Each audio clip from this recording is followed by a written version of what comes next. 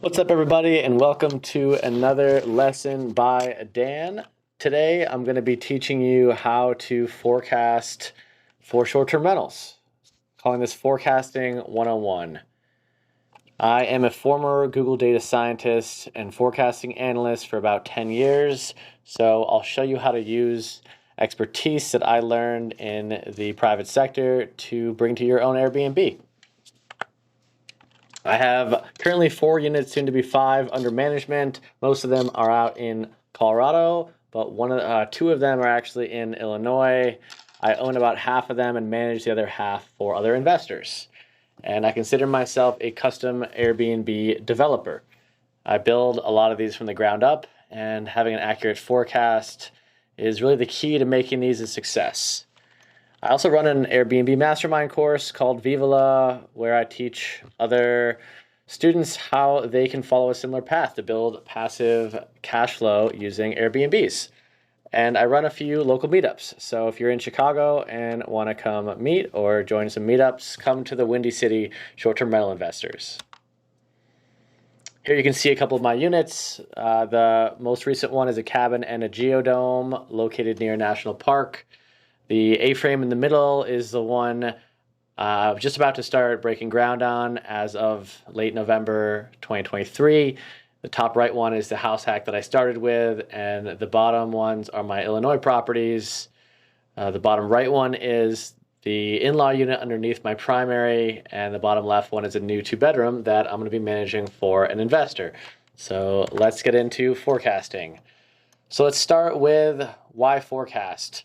Well, you should forecast because you want to know where you stand at any point in time.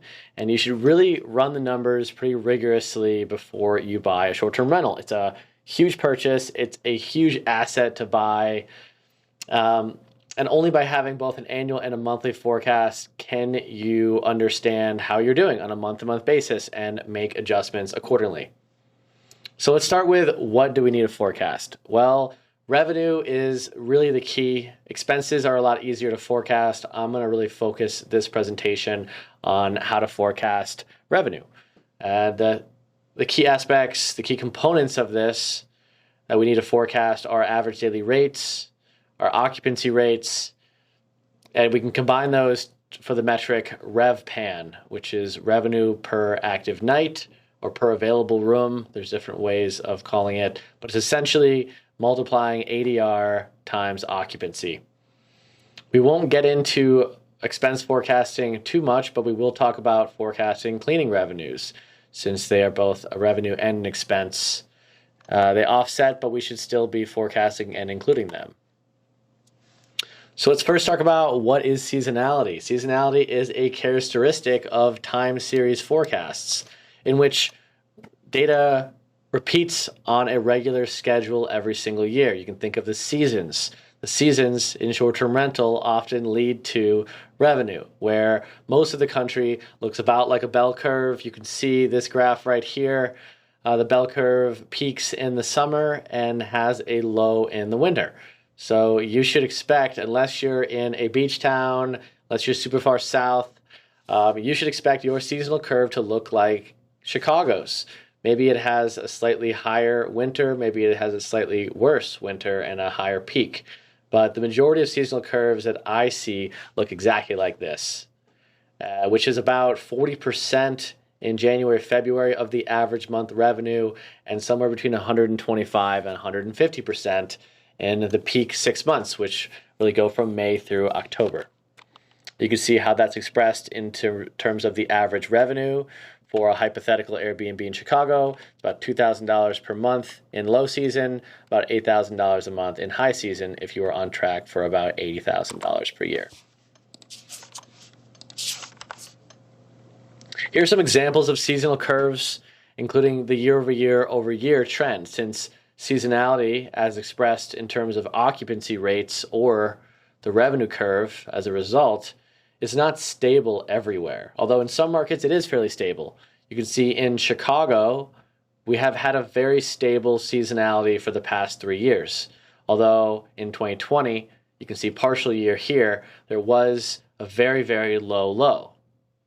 Alternatively, You can see in other markets, Florida, Key West, we don't have a bell curve peaking on the summer. Actually, the high season is the low season in Chicago. The high season is January and February, and the low season is actually July and August in Florida. But seasonality has not been as consistent year over year over year. We've seen seasonality drop from 2021 to 2022, although it ebbs and flows over the months. Another market I want to show you the seasonality for is Breckenridge, Colorado, where you can see that the seasonal curve, I call this a bimodal curve, where it peaks twice. We see a peak in the winter, the true peak, during ski season in Breckenridge, which is really January, February, and March. It's a 3-month, and maybe partially in December, and drops off in mud season, which is April and May, before peaking again in maybe called June through August, but really just July. So this has 2 peaks and 2 low seasons, actually. So now, what are the data sources that you should use when you're forecasting? Well, I'll talk about my favorites, but there are generic rentalizers you may have seen or heard of, where you put in an address and you get out an answer for how much revenue that house is going to make. And these are often dumb forecasts because they don't really take into account the quality of your unit, the quality of your furnishing, or where you would land up in the pecking order of all the units within a short radius. My favorite 2 that will give you a decent starting point are data.rabu, or AirDNA also has a rentalizer that's pretty decent. But there's a lot of bad data out there. And a lot of these rentalizers, the number that they tell you ebbs and flows over time, and it really depends what time of year you're looking, since that annual estimate can kind of change based off when you're looking at it. So I can give you a quick demo, and I'm just going to plug in a short-term rental that I manage for an investor. It's in Chicago on the south side. You can see when you plug in the address, it will draw a radius at which you can filter. But the radius actually started at, I think it was 0.5 miles from this Airbnb. And the problem with the default is that it included a lot of these units in Chinatown. And if you know Chicago, Chinatown is not equal to the South Loop, where you might expect these to be on average slightly higher quality, although there are some higher quality units in Chinatown. We really want to exclude these, so you have to get hyper-local with your recommendations. So we'll go back into the filters, and we'll trim it to 0.3. You can see that it already changed. There's only 15 2-bedroom Airbnbs nearby. You can see the seasonal curve. And if we were to go through all of these competitors, we really should start excluding or including units that we think are of comparable quality. Exclude the ones that are way worse, exclude the ones that are way better, to be left with a comp set, of similar quality Airbnbs. Also, these rentalizers, it's worth noting that the number changes over time.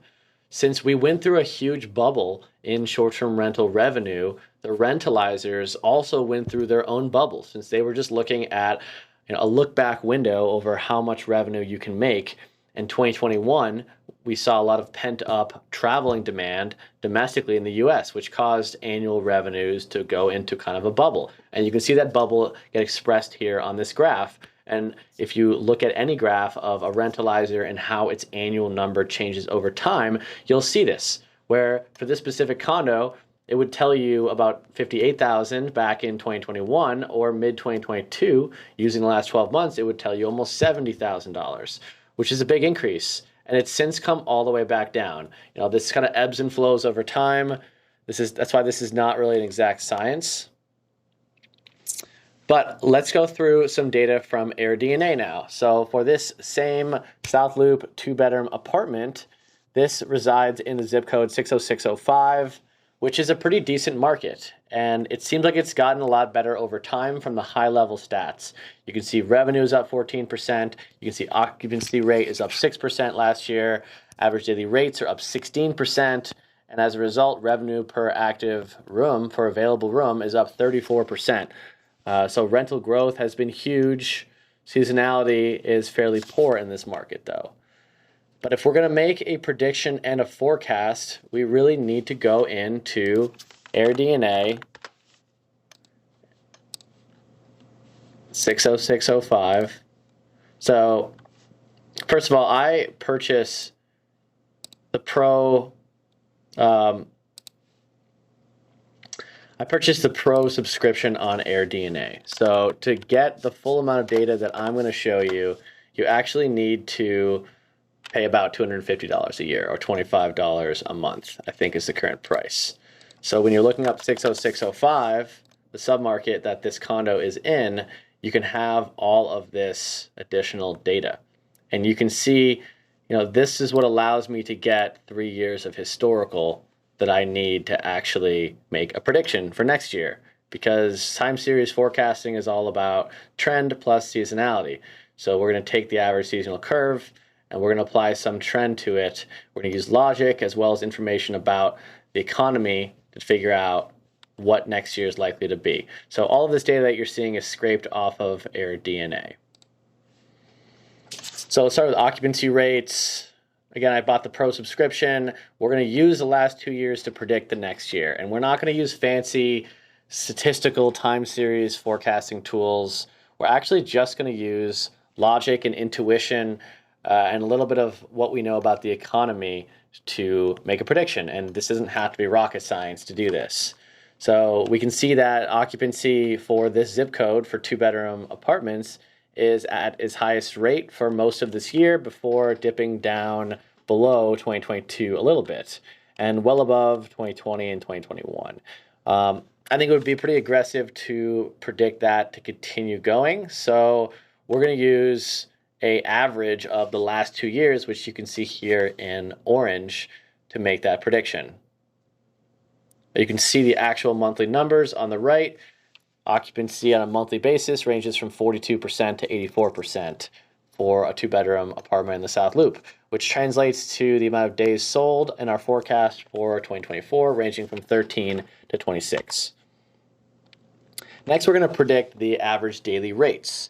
And we can see, like occupancy, average daily rates have also spiked pretty significantly over the past few years in this zip code in particular, where they're at their highest amount year to date in 2023 before falling back in line with 2022.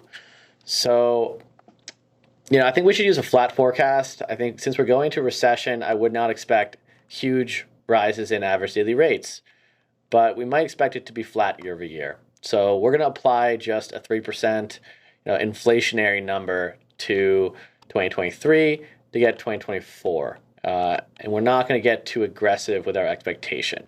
So you can see average daily rates, you would expect that to range from a low of $178 per night in January up to a peak of about $378 in July. So it's fairly simple. This isn't rocket science. What we're doing is we're combining these last two numbers, average daily rates and occupancy, to get our accommodation revenue forecast. This is not including the money we get from cleaning fees, which we'll do next. So if you multiply your occupancy rates per month times your average daily rates per month, you get your expected accommodation fees. So for this condo, we would expect it, just like we started with, to range from anywhere from $2,300 to $9,400, and to follow that normal bell curve that we've seen before. Now, a lot of people will leave cleaning fees off of their forecast since technically it is a pass-through expense. But we're not going to do that. We're going to forecast cleaning fees separately so that when we're doing our numbers and building a forecast, we can actually track them. But to do this, we're going to use a number of days that we're selling in a month, and we're going to convert that into number of reservations. So on AirDNA, you can get the average length of each reservation, and you're going to use that data to divide your days sold per month to get your reservations per month, which should be about anywhere from 4 to 10 reservations per month, considering Chicago is about a 3-night average across the whole year. And then once we get our reservations per month, we're going to use that multiplied by our expected cleaning fee that we charge guests to get our cleaning revenue. You can see we expect to bring in anywhere from $500 to $1,000 in cleaning revenue per month, which you can add to your accommodation fee to get your total forecast. Now, words of wisdom in forecasting that I will teach you: you should really create different scenarios. Forecasting is not really a point estimate. Most statistical forecasts contain a 95% confidence range that would actually have a huge range of possibilities. Since the future is not certain, it's a range of possibilities. So you should do the same for your short-term rental. You should use the 25th, the 50th, and the 75th percentiles that you can get off of AirDNA to make a range forecast that you can track your actuals against. Now, you should also be very careful about creating a comp set. With AirDNA and data.rabu, sometimes it will grab, through just using a radius around your unit, it will grab units that are maybe in a much better location. So location, one of the most important factors in short-term rentals.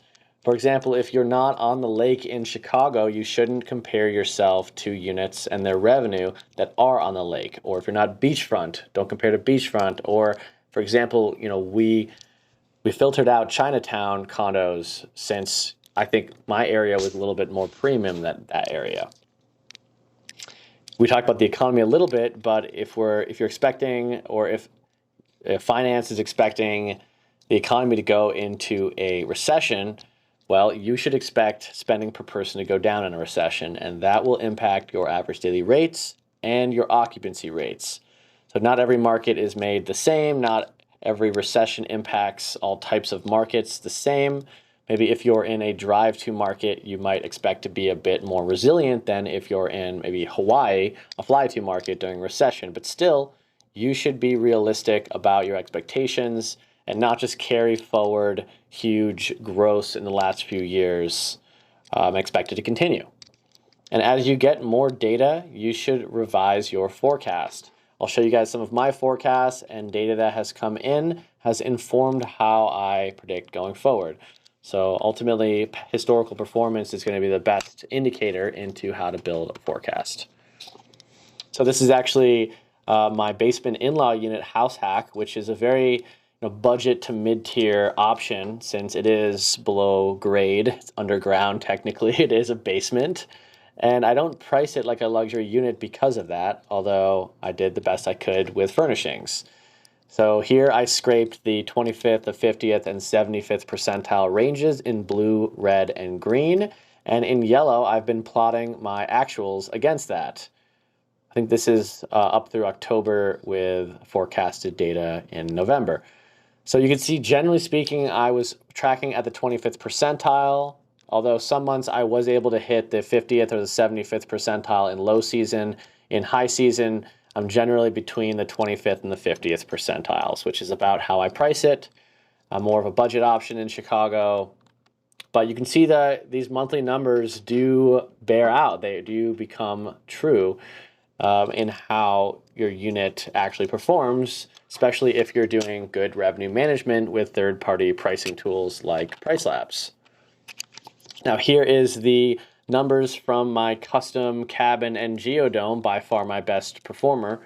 I built my forecast, which is in blue, by taking the 75th percentile of all 4 bedrooms in my tiny mountain town and scaling that up to be expected at the 100th percentile.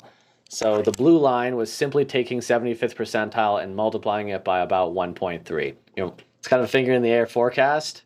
Sometimes intuition is a little bit better than really deep statistical output of forecasts. And in red, you can see the actual results. So, my general philosophy is that it takes about 3 to 4 months to ramp up a short-term rental. You can see in September, October, and November, and December. It took me until month 4 for me to beat my 100th forecast. But once you hit March, April, May, June, July, I pretty much consistently hit my forecast or exceeded it. And the year-over-year data for September, October, November, and now December is significantly higher by about 45% than it was the first year. So my 2024 forecast largely mirrors my results in 2023, with some expectation that I can continue outperforming on this year-over-year data that I now finally have. So if you guys want, I will link in this video to all of my forecasts. This is an example of a more detailed forecast right here, which includes the monthly revenue, it includes the cleaning fees, and it also includes everything else that goes into forecasting a short-term rental.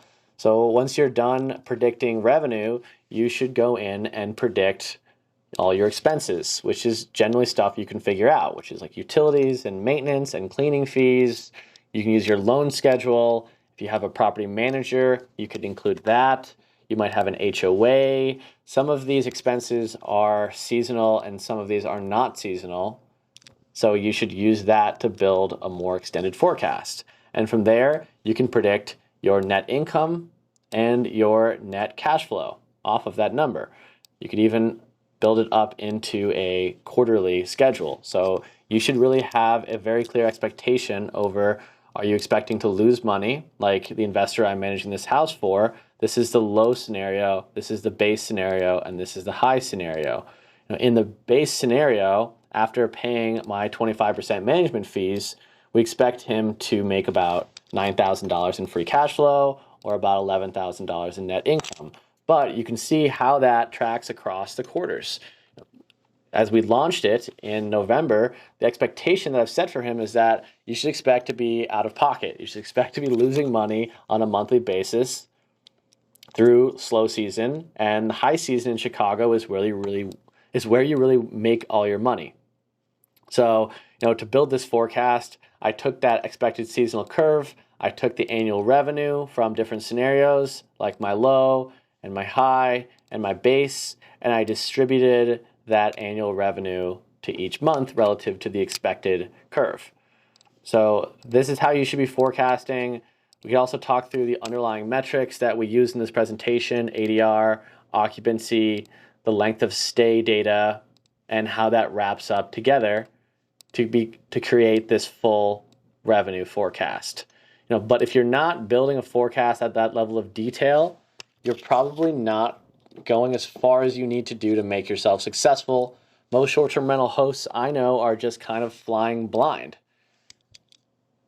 So I also run a short-term rental conference that's starting in March 17th through 19th, 2024. So if you find this useful, you can scan my link tree, you can book time with me, you can find out how to sign up for my coaching course. But this is the kind of information that I teach short-term rental hosts how to do, and what I think you need to do if you want to be successful in launching your short-term rental. So thanks for attending this special session on forecasting. Don't forget to like and subscribe for more content. Take care.